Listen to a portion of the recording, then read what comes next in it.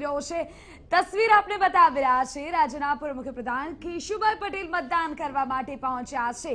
સીધી તસવીર આપને અત્યારે બતાવવાનો પ્રયત્ન કરી રહ્યા છે। ઉમેદવારો જે મેદાનમાં છે તેઓ તો ચોક્કસપણે મતદાન કરવા માટે પહોંચ્યા છે, પરંતુ વરિષ્ઠ નેતા ભારતીય જનતા પાર્ટીના કેશુભાઈ પટેલ અત્યારે મતદાન કરવા માટે પહોંચ્યા હોવાની વિગતો અને તસવીર સામે આવી રહી છે।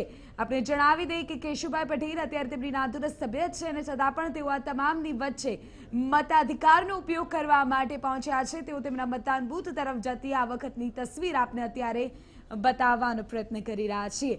મહત્વપૂર્ણ બાબત એ છે કે તમામ જે નેતાઓ છે તેઓ મતદાનનો ઉપયોગ કરવા માટે અત્યારે પહોંચી રહ્યા છે। કેશુભાઈ પટેલ પણ તેમાંથી બાકાત નથી કે જેઓ અત્યારે તેમની નાદુરસ્ત તબિયત હોવા છતાં પણ પૂર્વ મુખ્યપ્રધાન કેશુભાઈ પટેલ અત્યારે મતદાન કરવા માટે પહોંચ્યા છે।